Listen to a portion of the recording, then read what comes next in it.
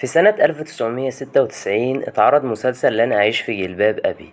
المسلسل بيحكي لينا عن قصة كفاح عبد الغفور البرعي اللي كان بيشتغل صبي في وكالة البلح مع الحاج سردينة، وتتوالى الأحداث لحد ما بيغتني عبد الغفور وبيكون مليونير كبير، وده كان من أسباب نجاح المسلسل. الناس كلها شافت نفسها في عبد الغفور البرعي وحبت قصة كفاحه اللي ابتدت من الصفر، وازاي عبد الغفور قدر يكون الإمبراطورية الكبيرة دي. المسلسل كتبه مصطفى محرم، اللي قدر يقدم معالجة مختلفة لرواية إحسان عبد القدوس اللي كانت مختلفة تماما عن المسلسل. في الرواية عندنا مفيش أي وجود لسيد كشري وعيلته، وكمان مفيش وجود للحاج سردينة. في المسلسل شفنا عبد الغفور له ابن واحد، وطبعا كلنا عارفين عبد الوهاب، لكن اللي منعرفوش إن في الرواية عبد الوهاب ما كانش وحيد، ده كان له أخ تاني اسمه عبد الستار.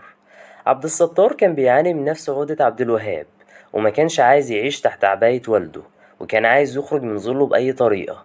وفعلا عبد الستار قدر يحقق ده لما سافر إنجلترا وكمل تعليمه واتجوز هناك من أجنبية. وكان عبد الوهاب عايز يعمل زي أخوه، ولكنه لما بيدرس بره بيفشل وبيسقط، ولما بيقرر يتجوز برضه من أجنبية بيفشل.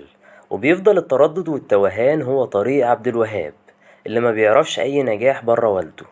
على عكس عبد الوهاب، نظيرة أخته عرفت تلاقي النجاح ده وكملت تعليمها بتفوق في الجامعة الأمريكية، وقدرت كمان إنها تخرج بره جلباب أبوها بذكائها وتفوقها. واللي ما تعرفوهوش إن نظيرة أصلا كانت هي البطلة في الرواية مش عبد الوهاب. كلنا عارفين إن أي مسلسل بينجح بشخصياته، ولن أعيش في جلباب أبي قدر يقدم لنا شخصيات كتير مختلفة علقت معانا.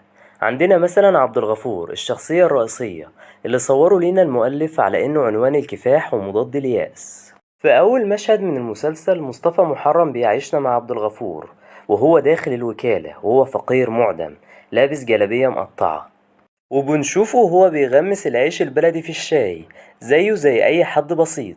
وبيدور عبد الغفور على رزقه في الوكالة لغاية ما ربنا بيرزقه بالحاج سردينة اللي بيعطف عليه وبيشغله. ومع الوقت عبد الغفور بيحب سردينة وبيشوف فيه أبوه، وكان سردينة هو رمز الحكمة في المسلسل، وكان له دور كبير في تكوين شخصية عبد الغفور البرعي القوية اللي كملت معانا باقي أحداث المسلسل. خلي بالك وانت نايم لحاجة تقرصك، احنا مش ناقصين مصايب. ما تخافش يا حاج، انا اللي هقرصها. تصبح على خير. من الحاجات اللي ما تعرفوهاش عن المسلسل ان يسرا كانت هتعمل دور فاطمة كشري، لكن ده ما حصلش، والدور راح لعبلة كامل اللي كانت ملامحها مناسبة جدا للدور. وقدرت عبلة كامل بموهبتها انها تأدي دور من احسن ادوارها في مشوارها الفني. انا بشوف فاطمة كشري هي رمز الحب والنقاء. فاطمة حبت عبد الغفور من كل قلبها وما كانش هاممها فقره. كمان لما اختنى وساب وكالة الحاج سردينة ساعدته في تجارته ووقفت جنبه لما باعت دهبها عشانه. باختصار فاطمة كشري هي الست المخلصة الوفية اللي لما بتدخل حياة أي راجل بتخليها جنة.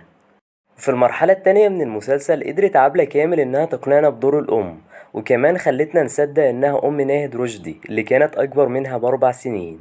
نبيل ولا واخده فكره وحشه عن نبيل، انا بس كل الحكايه بسال ما جاش يتقدم ليه؟ مكسوف اسم الله يعني ولا ايه؟ لا يا ماما، مكسوف ايه بس هو يعني هيجي يتقدم لي بالشهاده. من أكتر المشاهد اللي معلقة مع الناس في المسلسل مشهد فرح ثانية على ابن الوزير، لكن اللي ما تعرفوش عن المشهد ده إنه اتمثل بشكل عفوي وارتجالي عشان يكون المشهد طبيعي أكتر وأكتر، ويكون شبه البيوت المصرية اللي بيحصل فيها أفراح زي دي. الأكل اللي كان موجود في البوفيه كان أكل منزلي الممثلين جايبينه من بيوتهم، وده اللي خلى المخرج أحمد توفيق إنه يمنع الممثلين من الأكل طول اليوم عشان لما يصوروا المشهد يكونوا كلهم بجوعهم وأكلهم يكون حقيقي، وده فعلا اللي ظهر لينا. أنا شايف إن لن أعيش في جلباب أبي عمل فني لازم يتدرس، لأنه ببساطة عاش مع الجمهور لأكتر من 25 سنة، أجيال ورا أجيال بتعشق عبد الغفور البرعي، وده بيأكد لنا إن الاستمرارية سبب في نجاح أي عمل فني. من أبرز الأدوار الكوميدية اللي شفناها في المسلسل شخصية فتحية كشري اللي كانت هي رمز الفكاهة والكوميديا في المسلسل. نقدر نقول إن فتحية كانت هي الحصان الرابح في النهاية، وعرفت تقرب من ثروة عبد الغفور البرعي لما خضير اتجوز نوفة وعبد الوهاب اتجوز فاطمة. على عكس نبيل اللي رسم خطة فاشلة على عبد الغفور البرعي واتجوز بنته عشان يلهف حاجة من التورتة، لكنه ما كانش عنده صبر زي فتحية كشري. في آخر حلقتين من المسلسل بنشوف مشهد مواجهة عبد الوهاب وعبد الغفور البرعي. في المشهد ده عبد الوهاب بيحسس عبد الغفور بغلطه، وبيبين لنا انه كان سبب اساسي في العقدة اللي اتكونت عنده من الطفولة لما حرمه من حنان الاب. وده ظهر لينا لما النظرة طردت عبد الوهاب من المدرسة وقالت له ما ترجعش غير ومعاك ولي أمرك، لكن عبد الغفور مهتمش بالمشكلة وكأن ابنه ولا يفرق معاه في حاجة، وبعت معاه فهيم أفندي. وبعدها عبد الغفور بيحس بغلطه وبيشرح لابنه إنه عمره ما كان جاحد عليه، وإنه رباه كده من خوفه عليه. واخيرا بتنفك عقدة عبد الوهاب في اكتر مشهد فرح المشاهدين في الحلقة دي، واحنا بنشوف عبد الوهاب وهو رايح الوكالة لأول مرة عشان يشتغل مع ابوه، وبتتحقق امنية عبد الغفور البرعي لما عبد الوهاب بيقول له الاقي شغل عندك يا حاج. الاقي شغل عندكم لواحد زي يا حاج؟